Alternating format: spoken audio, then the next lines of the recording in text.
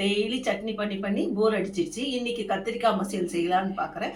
இந்த கத்திரிக்காய் மசியலுக்கு தேவையான பொருள்: கத்திரிக்காய் 1/4 கிலோ, ஒரு 2 டேபிள் ஸ்பூன் பச்சைப்பருப்பு, 4 தக்காளி, 3 வெங்காயம், 5 பல் பூண்டு, ஒரு 5 பச்சை மிளகா, ஒரு துண்டு இஞ்சி பூண்டு மட்டும் தட்டி அந்த குக்கரில் போடணும். மஞ்சத்தூள் உப்பு போட்டு குக்கர் ஸ்டவ் பற்ற வச்சு வைக்கணும்.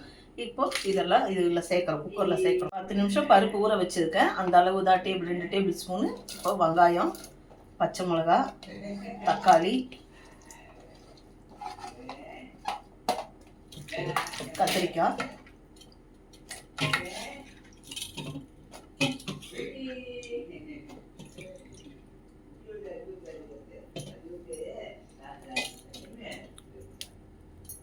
எல்லாத்தையும் போட்டாச்சு. இஞ்சி பூண்டு தட்டி போடணும். மஞ்சத்தூள் உப்பு போட்டு கலக்கி குக்கரில் வைக்கணும். விசில் வந்து 4 விசில் 3 விசில் வைக்கலாம். 4 விசில் வந்துடுச்சு. ஸ்டவ் ஆஃப் பண்ணிட்டேன். இப்போ இதை மசிச்சுக்கலாம். குக்கரை திறந்துட்டு மசிச்சுக்கலாம்.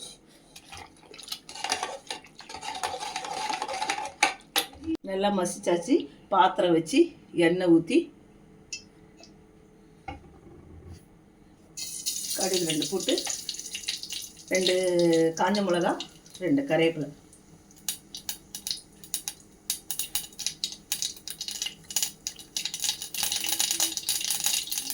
கடுகு நல்லா பொரிஞ்ச உடனே இதை போடணும்.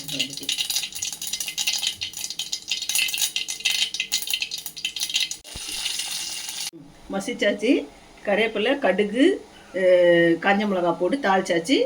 இது இட்லி தோசைக்கு வச்சு சாப்பிடலாம். நீங்களும் உங்கள் வீட்டில் ட்ரை பண்ணி பாருங்கள், டேஸ்ட்டாக இருக்கும். கத்திரிக்காய் மசியல் ரெடி ஆயிடுச்சு. இட்லி தோசைக்கு வச்சு சாப்பிட்லாம், டேஸ்ட்டாக இருக்கும். நீங்களும் உங்கள் வீட்டில் ட்ரை பண்ணி பாருங்கள். வீடியோ பிடிச்சிருந்தா லைக் பண்ணுங்க, ஷேர் பண்ணுங்க, சேனல் சப்ஸ்கிரைப் பண்ணுங்க,